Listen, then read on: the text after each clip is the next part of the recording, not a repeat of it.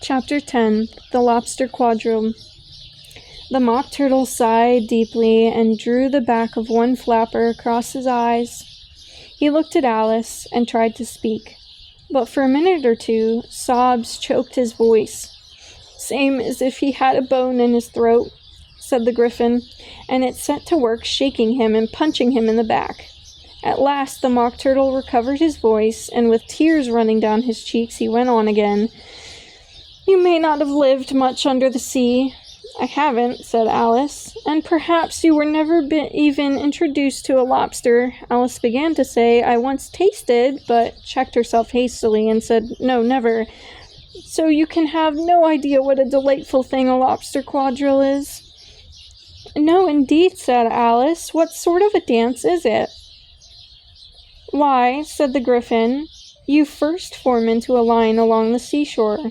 "Two lines," cried the Mock Turtle. "Seals, turtles, salmon, and so on. Then, when you've cleared all the jellyfish out of the way—" "That generally takes some time," interrupted the Gryphon. "You advance twice." "Each with a lobster as a partner," cried the Gryphon. "Of course," the Mock Turtle said. "Advance twice, set to partners. Change lobsters and retire in same order," continued the Gryphon. "Then, you know," the Mock Turtle went on, "you throw the lobsters," shouted the Gryphon, with a bound into the air, "as far out to sea as you can." "Swim after them," screamed the Gryphon. "Turn a somersault in the sea," cried the Mock Turtle, capering wildly about. "Change lobsters again," yelled the Gryphon at the top of its voice. "Back to land again, and that's all the first figure," said the Mock Turtle, suddenly dropping his voice, and the two creatures, who had been jumping about like mad things all this time, sat down again very sadly and quietly, and looked at Alice. "It must be a very pretty dance," said Alice timidly. "Would you like to see a little of it?" said the Mock Turtle. "Very much indeed," said Alice. "Come, let's try the first figure," said the Mock Turtle to the Gryphon. "We can do without lobsters, you know. Which shall sing?" "Oh, you sing," said the Gryphon. "I've forgotten the words." So they began solemnly dancing round and round Alice, every now and then treading on her toes when they passed too close, and waving their forepaws to mark the time, while the Mock Turtle sang this, very slowly and sadly. "Will you walk a little faster?" said a willing to a snail. "There's a porpoise close behind us, and he's treading on my tail. See how eagerly the lobsters and the turtles all advance. They are wailing on the shingle. Will you come and join the dance? Will you, won't you, will you, won't you, will you join the dance? Will you, won't you, will you, won't you join the dance? You can really have no notion how delightful it will be when they take us up and throw us up with the lobsters out to sea." But the snail replied too far, and gave a look askance. Said he thanked the willing kindly, but he could not join the dance. Would not, could not, would not, could not, would not join the dance. Would not, could not, would not, could not join the dance. "But matters it how far we go?" his scaly friend replied. "There is another shore, you know, upon the other side. The further off from England, the nearer is to France. Then turn not pale, beloved snail, but come and join the dance. Will you, won't you, will you, won't you, will you join the dance? Will you, won't you, will you, won't you join the dance?" "Thank you, it's very interesting. It's a very interesting dance to watch," said Alice, feeling very glad that it was over at last. "And I do so like that curious song about the whiting." "Oh, as to the whiting," said the Mock Turtle, you've seen them, of course." "Yes," said Alice, "I've often seen them at She checked herself hastily. "I don't know where Din may be," said the Mock Turtle, "but if you've seen them so often, of course you know what they're like." "I believe so," Alice replied thoughtfully. "They have their tails in their mouths, and they're all over crumbs." You're wrong about the crumbs, said the Mock Turtle. Crumbs would all wash off in the sea, but they have their tails in their mouths, and the reason is... Here the Mock Turtle yawned and shut his eyes. Tell her about the reason and all that, he said to the Griffin.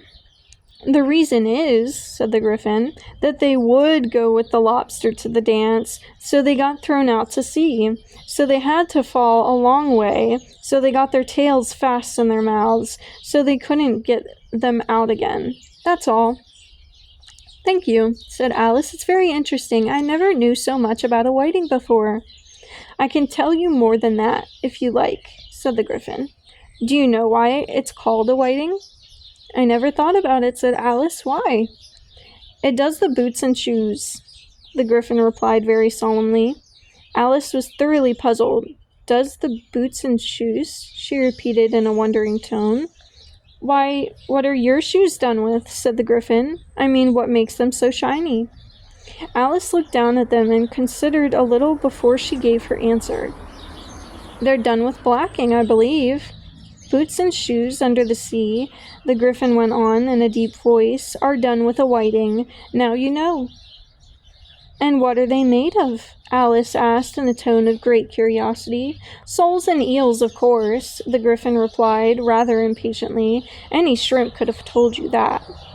If I'd been the whiting, said Alice, whose thoughts were still running on the song, I'd have said to the porpoise, keep back, please, we don't want you with us. They were obliged to have him with them, the Mock Turtle said. No wise fish would go anywhere without a porpoise.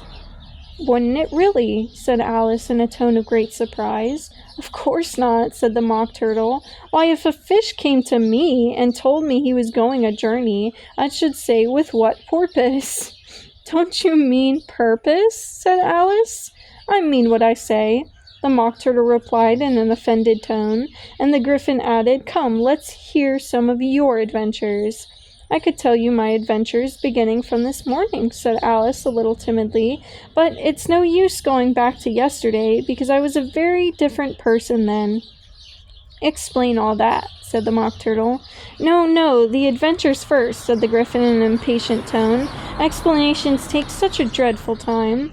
So Alice began telling them her adventures from the time when she first saw the White Rabbit. She was a little nervous about it just at first. The two creatures got so close to her, one on each side, and opened their eyes and mouths so very wide, but she gained courage as she went on. Her listeners were perfectly quiet till she got to the part about her repeating, You are old, Father William, to the caterpillar, and the words all coming different, and then the Mock Turtle drew a long breath and said, That's very curious. It's all about as curious as it can be, said the Griffin. It all came different, the Mock Turtle repeated thoughtfully. I should like to hear her try and repeat something now. Tell her to begin. He looked at the Griffin as if he thought it had some kind of authority over Alice. Stand up and repeat. 'Tis the voice of the sluggard, said the Griffin. How the creatures order one about and make one repeat lessons, thought Alice. I might as well be at school at once. However, she got up and began to repeat it, but her head was so full of the lobster quadrille that she hardly knew what she was saying. And the words came very queer indeed. 'Tis the voice of the lobster, I heard him declare. You have baked me too brown, I must sugar my hair. As a duck with its eyelids, so he with his nose trims his belt and his buttons and turns out his toes. When the sands are all dry, he is gay as a lark, and will talk in contemptuous tones of the shark. But when the tides rise and sharks are around, his voice has a timid and tremulous sound. That's different from what I used to say when I was a child, said the Griffin. Well, I never heard it before, said the Mock Turtle, but it sounds uncommon nonsense. Alice said nothing. She had sat down with her face in her hands, wondering if anything would ever happen in a natural way again. I should like to have it explained, said the Mock Turtle. She can't explain it, said the Griffin hastily. Go on with the next verse. But about his toes, the Mock Turtle persisted. How could he turn them out with his nose, you know? It's the first position in dancing, Alice said, but she was dreadfully puzzled by the whole thing and longed to change the subject. Go on with the next verse, the Gryphon repeated impatiently. It begins, I passed by his garden. Alice did not dare to disobey, though she felt sure it would all come wrong, and she went on in a trembling voice. I passed by his garden and marked with one eye how the owl and the panther were sharing a pie. The panther took pie crust and gravy and meat, while the owl had the dish as its share of the treat. When the pie was all finished, the owl, as a boon, was kindly permitted to pocket the spoon, while the panther received knife and fork with a growl, and concluded the banquet by, What is the use of repeating all that stuff? The Mock Turtle interrupted. If you don't explain it as you go on, it's by far the most confusing thing I ever heard. Yes, I think you'd better leave off, said the Gryphon, and Alice was only too glad to do so. Shall we try another figure of the Lobster Quadrille? The Gryphon went on. Or would you like the Mock Turtle to sing you a song? Oh, a song, please, if the Mock Turtle would be so kind, Alice replied, so eagerly that the Gryphon said in a rather offended tone, No accounting for tastes. Sing her turtle soup, will you, old fellow? The Mock Turtle sighed deeply and began, in a voice sometimes choked with sobs, to sing this. Beautiful soup, so rich and green, waiting in a hot tureen. Who for such dainties would not stoop? Soup of the evening, beautiful soup.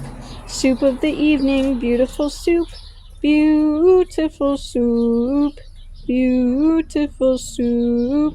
Soup of the evening, beautiful, beautiful soup. Beautiful soup, who cares for fish, game, or any other dish? Who would not give all else for 2 pennyworth only of beautiful soup? Pennyworth only of beautiful soup. Beautiful soup. Beautiful soup. Soup of the evening. Beautiful, beautiful soup. Chorus again, cried the Gryphon, and the Mock Turtle had just begun to repeat it when a cry of, The trial's beginning, was heard in the distance. Come on, cried the Gryphon, and taking Alice by the hand, it hurried off, without waiting for the end of the song. What trial is it? Alice panted as she ran, but the Gryphon only answered, Come on, and ran the faster, while more and more faintly came, carried on the breeze that followed them, the melancholy words, Soup of the evening, beautiful, beautiful soup.